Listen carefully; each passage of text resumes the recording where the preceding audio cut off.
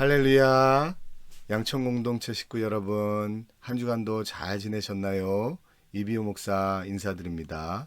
오늘은 The Gospel Projects No. 2 제7과 물이 변하여 된 포도주에 대해서 배워보도록 하겠습니다.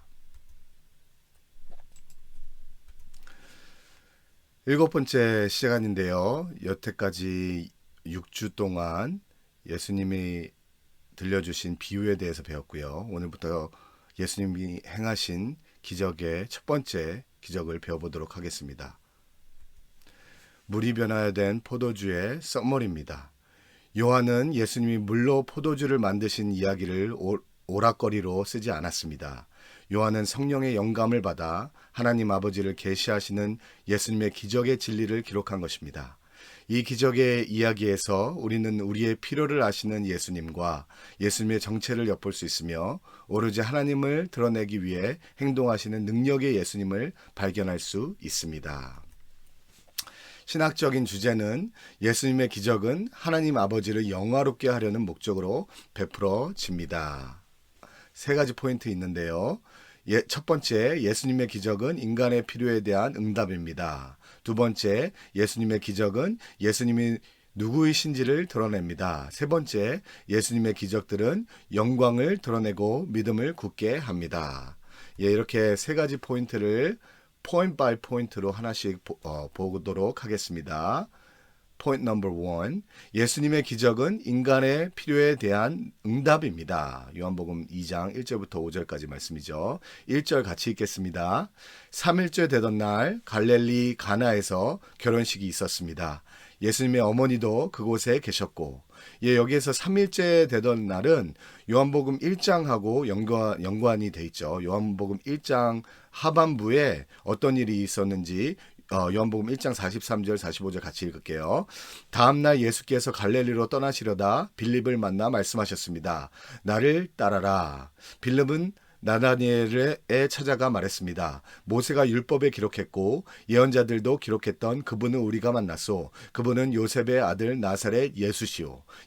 요한복음 1장 하반부에서 예수님께서 빌립과 나다니엘을 제자로 부르시는 모습이 나와요. 그 빌립과 나다니엘을 제자로 부르시고 3일째 되던 날 이제 갈릴리 호수에서 가나 마을로 이제 잔치집으로 가시게 된 거죠. 그래서 3일째 되던 날 갈릴리 가나에서 결혼식이 있었습니다라고 얘기를 합니다. 이 3일째 되던 날 가나의 혼인잔치는 수요일일 가능성이 큰데요. 왜냐하면 유대인 정통에 의하면 수요일은 순결한 처녀가 결혼하는 날이었습니다. 그래서 유대인들은 대부분 수요일 날 결혼을 많이 했다고 합니다.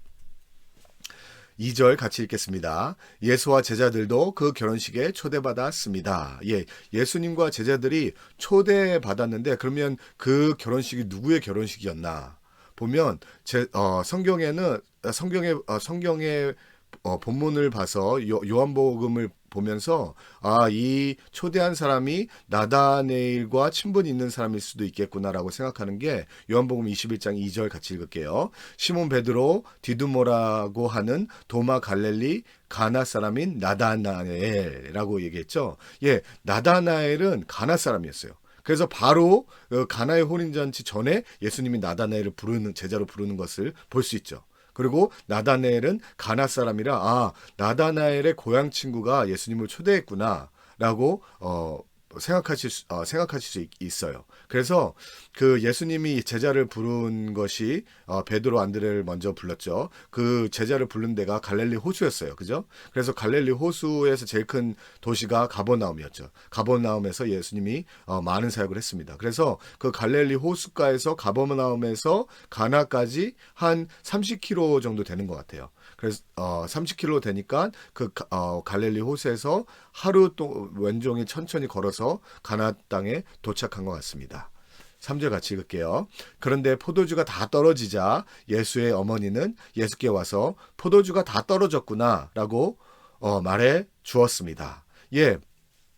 여기에서도 보면 그 가나 혼인잔치의 주인이 나다네엘과 같은 고향 사람이고요. 그리고 예수님 어머니인 마리아와 친분이 있는 관계일 거예요. 왜냐하면 대부분 결혼식이나 잔치를 보면 잔치에 초대된 그냥 손님들은 잔치를 도와주지 않습니다. 대부분 그 잔치 당한 사람들의 친인척이나 친구들이 많이 잔치를 도와주죠.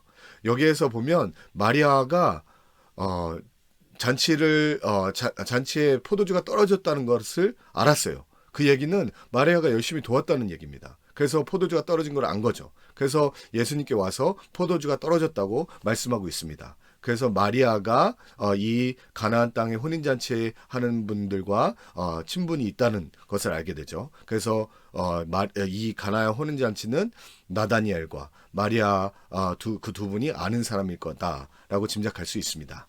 혼인잔치는 그 당시 유대에서는 7일간 셀러브레이팅을 했습니다.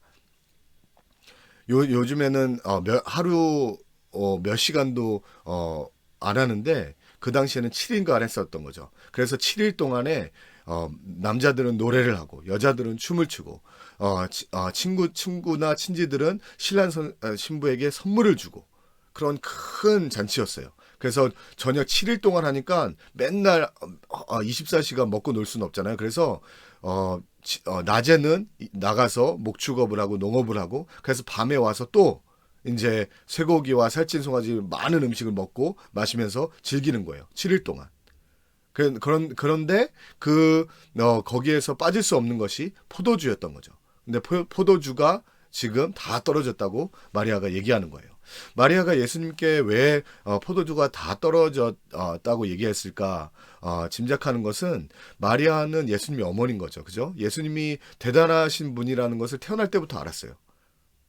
그래서 마리아는 예수님에게 그 어머니로서 모정애로 굉장히 사랑하는 마음으로 이제는 이름을 낼 때가 되지 않았습니까? 이제는 데뷔를 해야죠.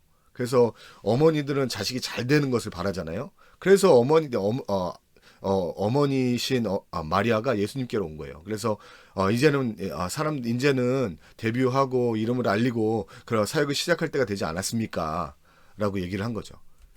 그때 4절 같이 읽을게요. 예수께서 대답하셨습니다. 어머니, 그것이 나와 당신에게 무슨 관계가 있다고 그러십니까? 아직 내 때가 이르지 않았습니다. 예, 여기에서 어머니라고 얘기한 거는 헬라어로 규나이라고 얘기한 건데 규나이는 woman, 여자여. 그 개역개정 번역이 확실합니다. 여자라는 말이에요.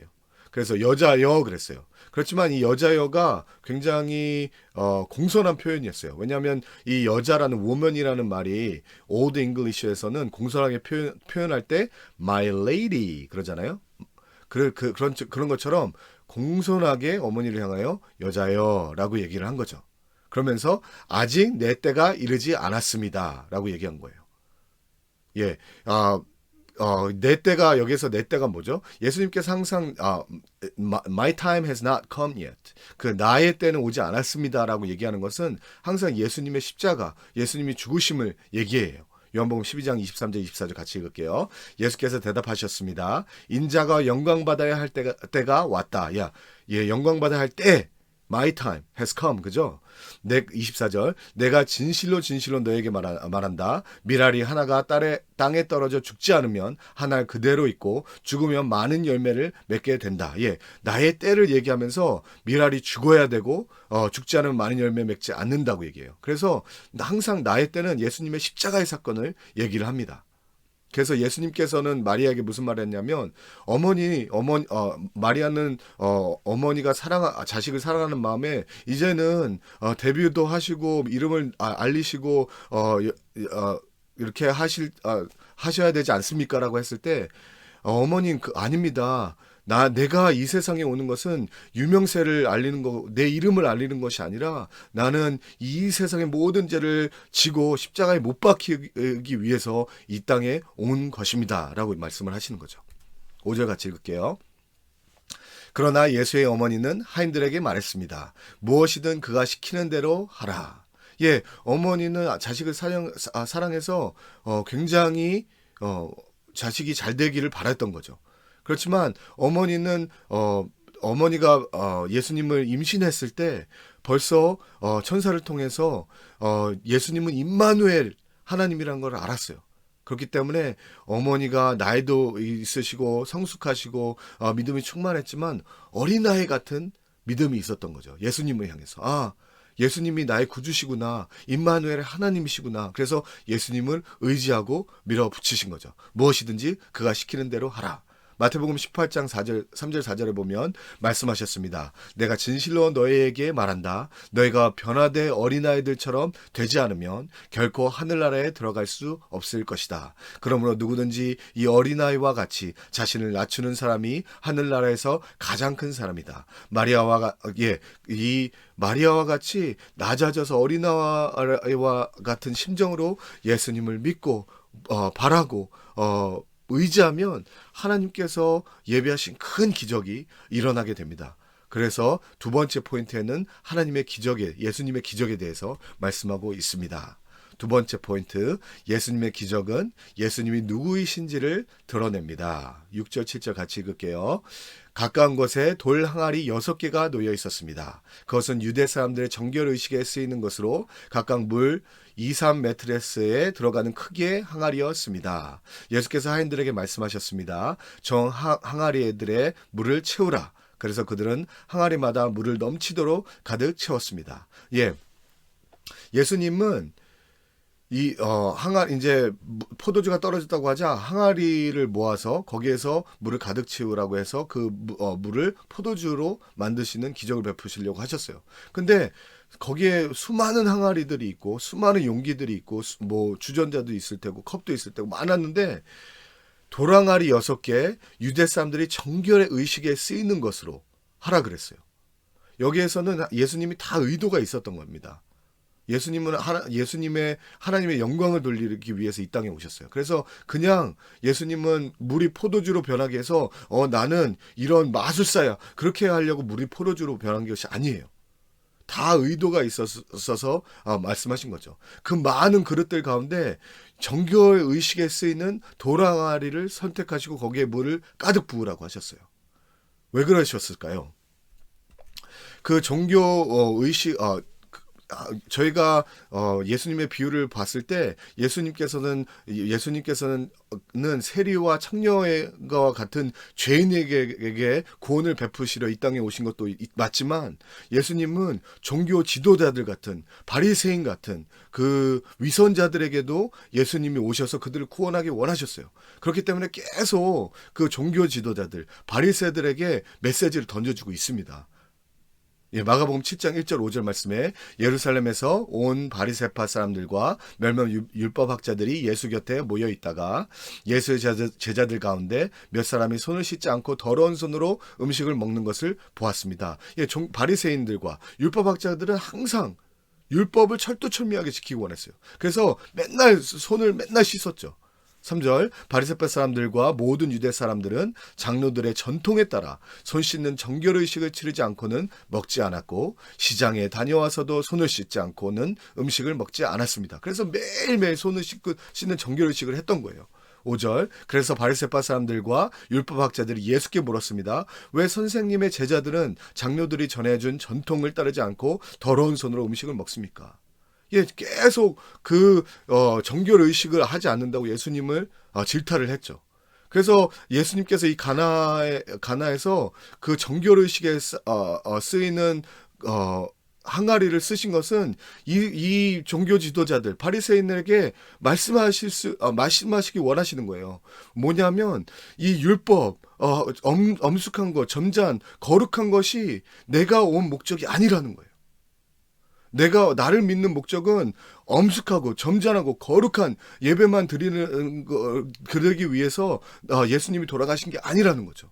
그런 거 뭐예요? 그러면 뭐예요? 물이 그 정결의식에 사용됐던 물이 포도주로 변하였어요. 8절 9절 같이 읽을게요. 그러자 예수께서 그들에게 말씀하셨습니다. 이제 물을 떠서 잔치 책임자에게 갖다 주라. 그들은 그렇게 했습니다. 잔치 책임자는 물이 변해된 포도주를 맛보았습니다. 정결의식에 사용됐던 그 물이 포도주가 된 거죠. 그 포도주는 무슨 의미가 있죠? 시편 104편 15절 같이 읽겠습니다. 그것은 사람의 마음을 기쁘게 하는 포도주, 그 얼굴에 빛나게 하는 기름, 그 마음에 힘을 주는 빵, 예, 포도주는 사람의 마음을 기쁘게 하는 미닝이 있어요. 사사기 9절 13절 같이 읽을게요. 그러나 포도나무는 그들에게 대답했소.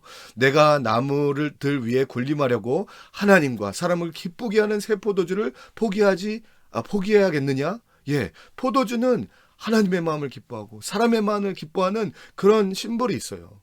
그래서 예수님이 그 엄숙, 거룩, 종교의식에 사용했던 그 물을 포도주로 만드신 것은 예수님이 이 땅에 오신 이유는 우리에게 참 기쁨, 참 즐거움, 참 행복을 주러 이 땅에 오셨다는 거죠. 그래서 갈라디아서 5장 22절 23절 말씀에 보면 그러나 성령의 열매는 사랑과 기쁨과 화평과 오래 참음과 친정과 선함과 신실함과 온유와 절제입니다. 예, 많은 분들이 예수님께 예배를 드리는데 어떤 데는 there is a two both extremes. 다 극단적으로 가요. 어떤 굉장히 정통적인 교회는 엄숙하고 거룩해야 되고요. 굉장히 조용히 해야 돼요. 거기에 그렇게 예배를 드려야 잘 드렸다고 해요. 다른 굉장히 charismatic한 한 데는요. 열심히 막 난리를 치고 예배를 드려야 그게 잘 예배를 드렸다고 해요. 그렇지만 그 둘 다도 아닙니다. 예배를 드리는 목적, 우리가 예배를 드려서 기쁨이 많은 즐거움이 많은 예배를 드리는 것은 엄숙해서 기쁨이 많고 즐거움이 많고 은혜스러운 예배가 아니고 막 요란한 음악 때문에 막 기쁨이 있고 즐거움이 있는 예배가 아니고요. 성령의 열매가 있는 성령만 역사하시면 거기에 기쁨이 있는 거룩한 예배가 된다는 거예요. 근데 그 성령의 열매는 뭐예요? 예, 기쁨이 있는 예배가 돼야 되고요. 거기에 절제가 있는 예배가 드려야 되는 거죠. 그래서 기쁨은 무질서와 방종에 있는 예배에서 나오지 않아요. 기쁨은 거룩고 경건 엄숙한 예배에서 나오지 않습니다. 기쁨은 성령이 역사하실 때 기쁨에 나오는 거예요. 그래서 로마서 14장 17절의 말씀에 하나님의 나라는 먹고 마시는 것이 아니라 성령 안에서 의와 평강과 기쁨이라고 했어요. 우리가 종교 생활에서도요, 성령이 역사해야지만 우리가 기쁨을 누릴 수 있고요. 그리고 세상적인 기쁨도 하나님의 나라는 먹고 마시는 데 있지 않다고 했어요. TV를 보면 뭐든지 먹방이에요. 뭐든지 잘 입는 거예요. 뭐든지 잘 사는 좋은 집에 대해서는 얘기해요. 근데 거기에서 기쁨이 없다는 겁니다. 하나님의 나라는 먹고 마시는 데가 아니라는 거예요. 그렇지만 성령 안에서 의와 평안과 기쁨이라는 거예요. 성령께서만 역사하시면 거기에 기쁨이 있다는 거예요. 제가 오늘의 교회 와서 하영조 목사님의 설교를 계속 듣는데 하영조 목사님의 설교를 들으면 들을수록 굉장히 심플하다는 거예요. 하영조 목사님이 굉장히 인텔렉츄얼하고 굉장히 지적인 설교를 이동훈 목사님까지 같이 하시지 않으셨어요. 하영조 목사님이 굉장히 언변이 좋으신 그런 설교를 하지 않으셨어요. 그렇지만 하영조 목사님은 심플하게 설교를 했는데 두 가지가 항상 나오더라고요. 복음이 선포됐어요. 예수님의 죽으심과 부활하심. 복음을 이 세상에 전해야 된다는 복음. 그 다음에 성령께서 역사하시는 성령의 기름 부으심을 항상 말씀하셨어요. 예, 그 복음과 성령의 역사가 있으면 거기에 기쁨이 있는 거예요.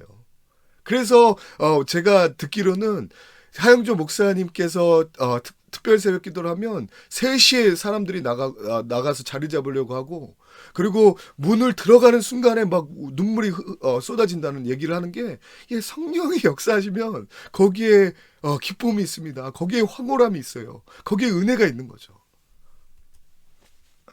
짐 캐리가 이 세상에서 모든 것을 취해봤습니다.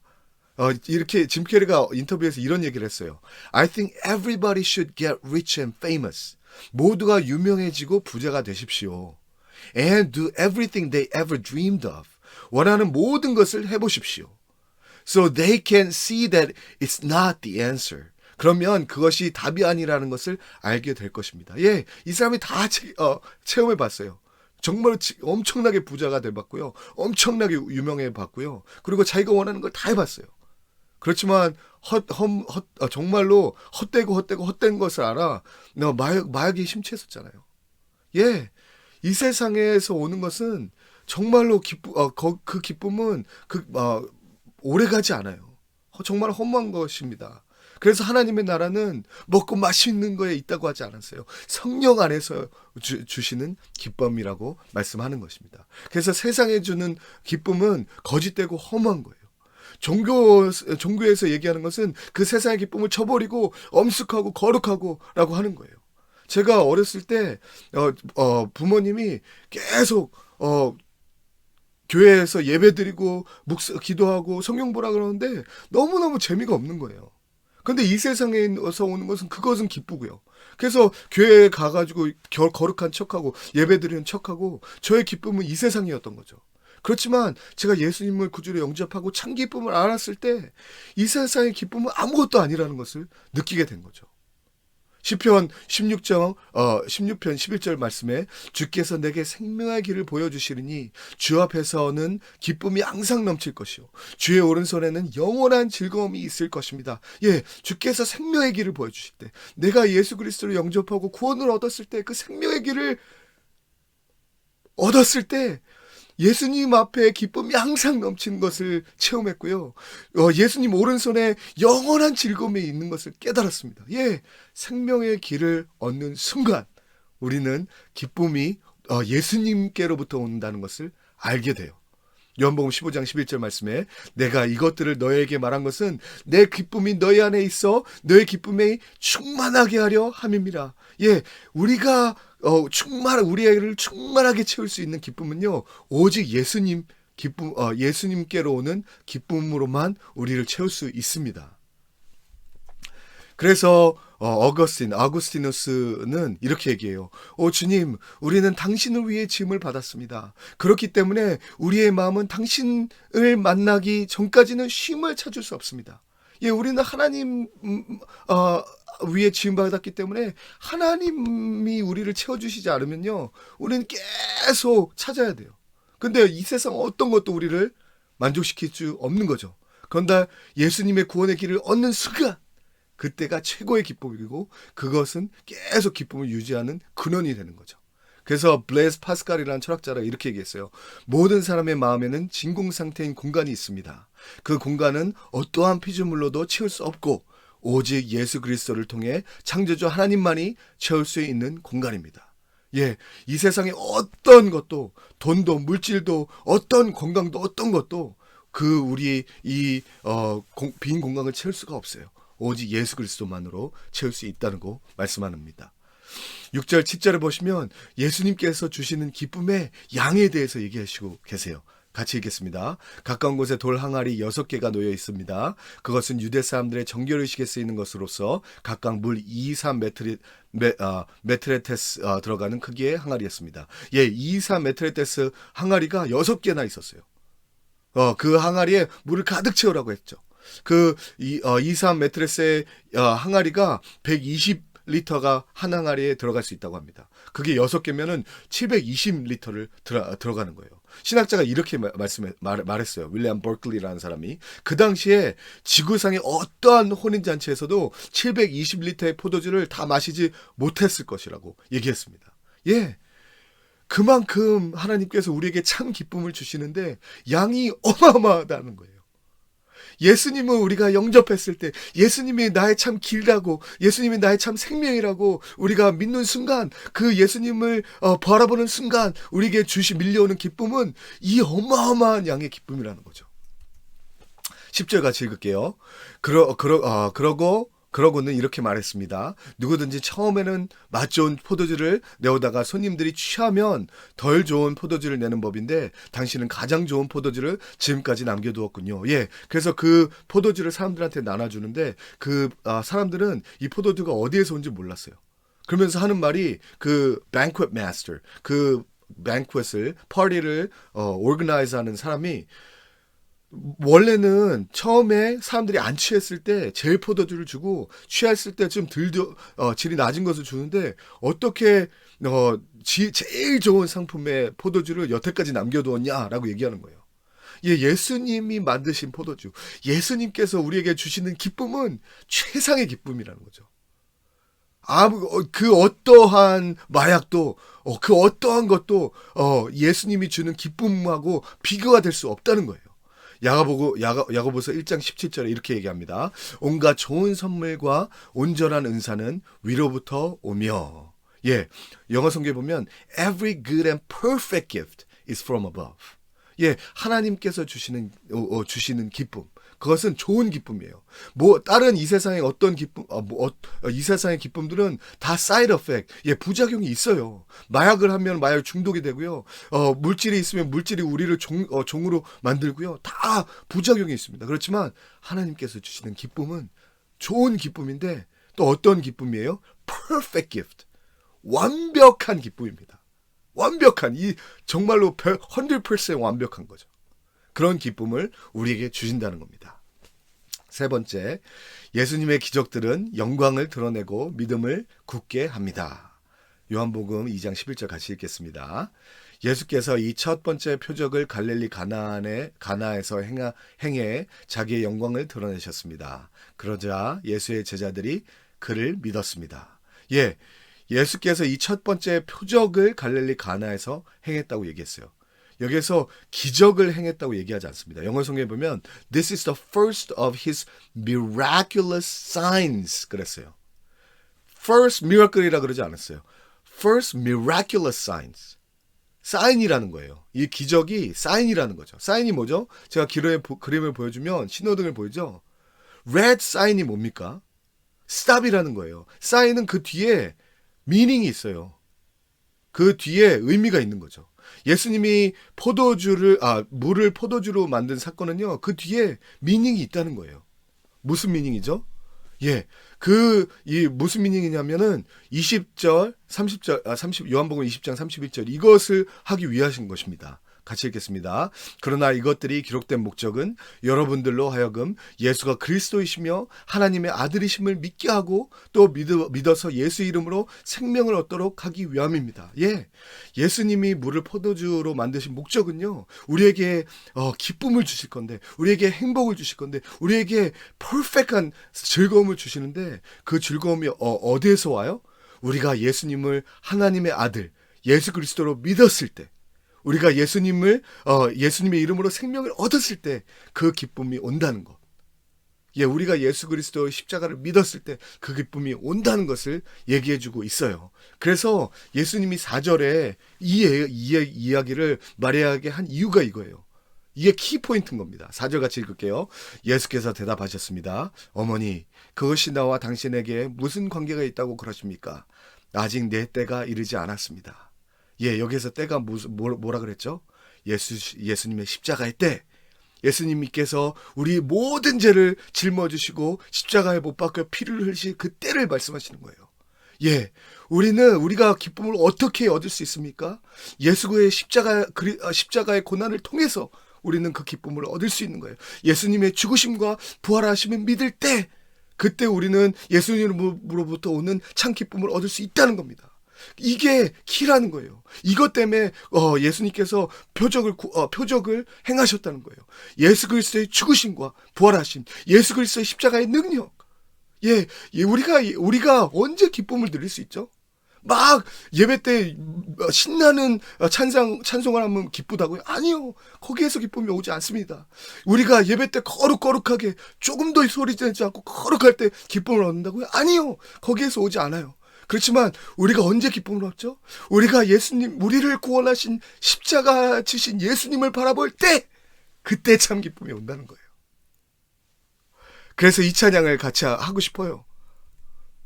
예, 이 찬양이 뭐라고 했어요? 구주를 생각만 해도 내 마음이 좋거든. 주 얼굴 배울 때야 얼마나 좋으랴. 구주를 생각만 해도 내 마음이 좋거든. 주 얼굴 배울 때야 얼마나 좋으랴. 3절 참 회개하는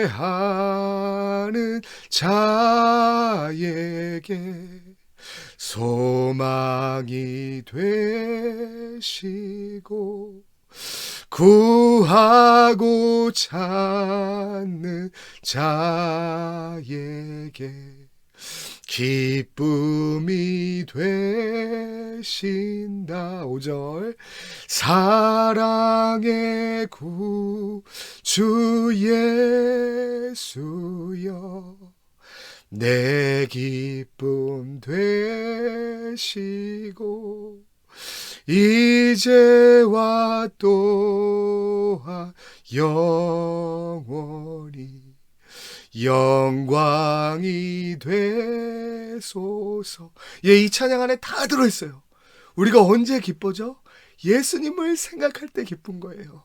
예수 그리스도께서 이 죄인을 대신해서 십자가에 못 박히신 것을 생각할 때 그 기쁨이 몰려오는 거예요. 그래서 그 기쁨 안에서 우리가 예수님을 바라볼 때, 우리가 예수님 안에서 기뻐할 때, 그때 하나님께 최고의 영광을 드릴 수 있는 거죠. 예, 우리가 언제 하나님께 최고의 영광을 드릴 수 있습니까? 우리가 예수님 안에서 기뻐할 때, 우리가 나를 위해서 죽으시고 부활하신 예수님의 십자가를 묵상하며 기뻐할 때, 그 십자가의 복음을 전하며 기뻐할 때 하나님께서는 최고의 영광을 받으시는 것입니다. 예, 그렇게 그 메시지를 전해주시려고 하나님께서 이 표적을 행하신 것입니다. 하나 감사합니다. 디스커션은요, 첫 번째, 가나의 혼인잔치 기적에서 무엇을 깨닫게 되었나요? 두 번째, 나의 기쁨은 어디에서 오나요? 세 번째, 예수님께서 나의 기쁨이 되시는 체험을 나누어 보세요. 예, 저희가 코로나로 때문에 많이 코로나 블루, 코로나 레드, 그래서 많은 사람들이 디프레션이 있고 우울하고 어떤 사람들은 자살 충동까지 오고 경제도 어렵다 그러고 계속 확진됐다 그러고 계속 코로나는 안 끝난다 그러고 그래서 그 마음이 눌러요 우리를. 그죠? 그래서 우리를 디프레스하게 하고 우울하게 하죠. 그럴 때마다 예수의 십자가를 바라보세요. 예수님의 십자가를 바라보면 기쁨이 몰려올 것입니다. 예, 기쁨이 몰려오지 않는다고요? 기쁨이 몰려올 때까지 십자가를 바라보십시오. 정말로 예수님께서 주시는 기쁨은요, 퍼펙트한 기쁨이에요. 우리 이번 한 주에도 예수님의 십자가를 바라보며 기쁨이 충만하시기를 주님의 이름으로 축원드립니다. 감사합니다.